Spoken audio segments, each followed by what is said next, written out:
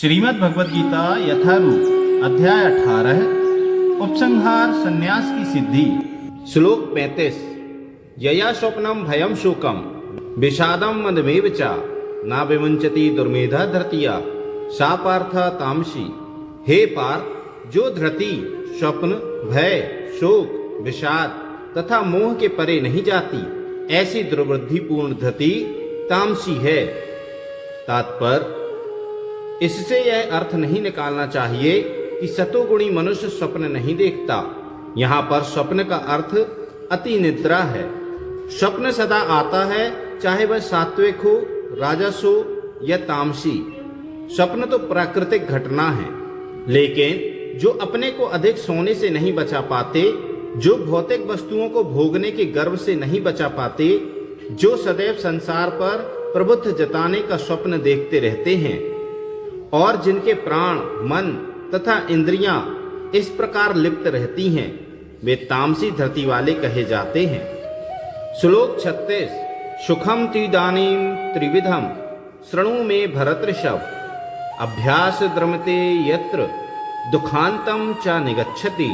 हे भरत श्रेष्ठ, अब मुझसे 3 प्रकार के सुखों के विषय में सुनो, जिनके द्वारा बद्ध जीव भोग करता है और जिसके द्वारा कभी कभी दुखों का अंत हो जाता है। तात्पर्य, बद्ध जीव भौतिक सुख भोगने की बारंबार चेष्टा करता है। इस प्रकार वह चर्वित चर्वण करता है, लेकिन कभी कभी ऐसे भोग के अंतर्गत वह किसी महापुरुष की संगति से भवबंधन से मुक्त हो जाता है। दूसरे शब्दों में, बद्ध जीव सदा ही किसी न किसी इंद्रिय तृप्ति में लगा रहता है, लेकिन जब सुसंगति से यह समझ लेता है कि यह तो एक ही वस्तु की पुनरावृत्ति है और उसमें वास्तविक कृष्ण भावना अमृत का उदय होता है, तो कभी कभी वह ऐसे तथाकथित आवृत्ति मूलक सुख से मुक्त हो जाता है।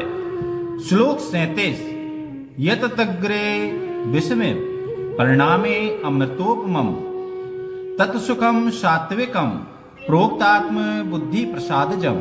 जो प्रारंभ में विष जैसा लगता है, लेकिन अंत में अमृत के समान, और जो मनुष्य में आत्म साक्षात्कार जगाता है, वह सात्विक सुख कहलाता है।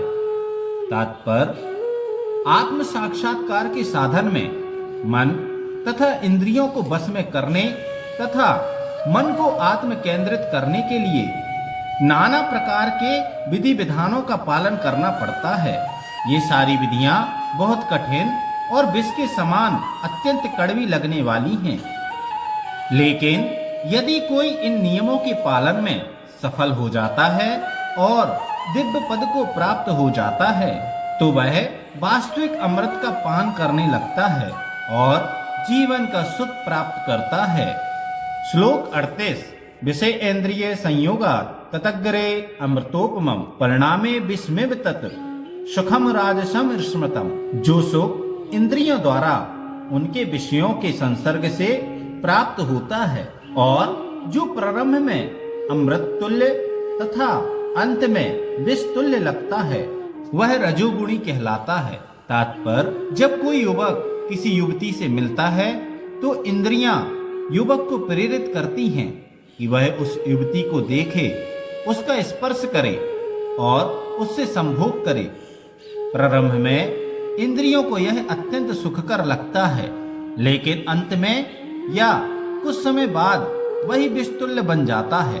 तब वे विलग हो जाते हैं और उनमें तलाक या विवाह विच्छेद हो जाता है। फिर शोक विषाद इत्यादि उत्पन्न होता है, लेकिन सुख सदैव राजसी होता है। जो सुख इंद्रियों तथा विषयों के संयोग से प्राप्त होता है, वह सदैव दुख का कारण बनता है। अतएव इससे सभी तरह से बचना चाहिए। श्लोक 39। यदग्रे चानुबंधे च सुखम मोहनम आत्मना निद्रालस्य प्रमादोत्थम तत्तामसम उदाहृतम। तथा जो सुख आत्म साक्षात्कार के प्रति अंधा है, जो प्रारंभ से लेकर अंत तक मोह कारक है और जो निद्रा आलस्य तथा मोह से उत्पन्न होता है, वह तामसी कहलाता है।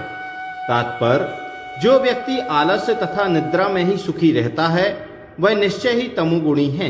तात्पर्य जो व्यक्ति आलस्य तथा निद्रा में सुखी रहता है वह निश्चय ही तमोगुणी है। जिस व्यक्ति को इसका कोई अनुमान नहीं है कि किस प्रकार कर्म किया जाए और किस प्रकार नहीं, वह भी तमोगुणी है। तमोगुणी व्यक्ति के लिए सारी वस्तु भ्रम या मोह है। उसे ना तो प्रारंभ में सुख मिलता है ना अंत में।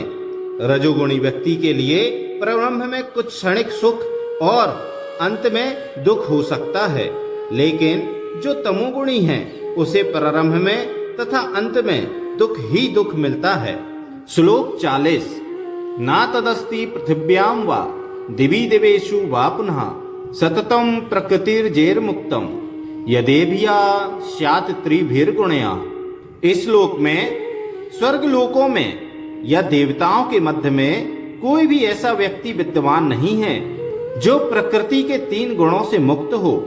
तात्पर्य भगवान इस श्लोक में समग्र ब्रह्मांड की प्रकृति के 3 गुणों के प्रभाव का संक्षिप्त विवरण दे रहे हैं। श्लोक 41। ब्राह्मण क्षत्रिय विषाम शूद्राणाम च परंतप कर्माणि प्रविभक्तानि स्वभाव प्रभवेर गुणया। अर्थात हे परंतप, ब्राह्मणों, क्षत्रियों, वैश्यों तथा शूद्रों में प्रकृति के गुणों के अनुसार उनके स्वभाव द्वारा उत्पन्न गुणों के द्वारा भेद किया जाता है। श्लोक 42। समोदमस तपाशोचम शांतिरजर्वमेव च ज्ञानम विज्ञानम अस्तिक्यम ब्रह्म कर्म स्वभावजम। शांति प्रियता, आत्मसंयम, तपस्या, पवित्रता, सहिष्णुता, सत्यनिष्ठा, ज्ञान, विज्ञान तथा धार्मिकता ये सारे स्वाभाविक गुण हैं जिनके द्वारा ब्राह्मण कर्म करते हैं। श्लोक 43। शौर्यम तेजो धृतिर्दाक्ष्यम युद्धे चाप्य पलायनम दानमीश्वर भावाश्च छात्रम कर्म स्वभावजम। अर्थात वीरता, शक्ति, संकल्प, दक्षता, युद्ध में धैर्य, उदारता तथा नेतृत्व ये क्षत्रियों के स्वाभाविक गुण हैं। श्लोक 44।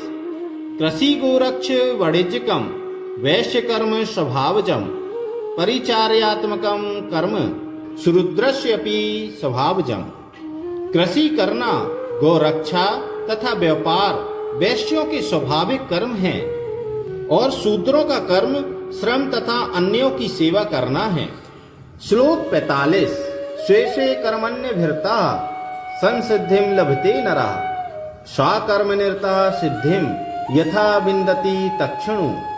अर्थात अपने अपने कर्म के गुणों का पालन करते हुए प्रत्येक व्यक्ति सिद्ध हो सकता है। अर्थात अपने अपने गुणों का पालन करते हुए प्रत्येक व्यक्ति सिद्ध हो सकता है। अब तुम मुझसे सुनो कि यह किस प्रकार किया जा सकता है।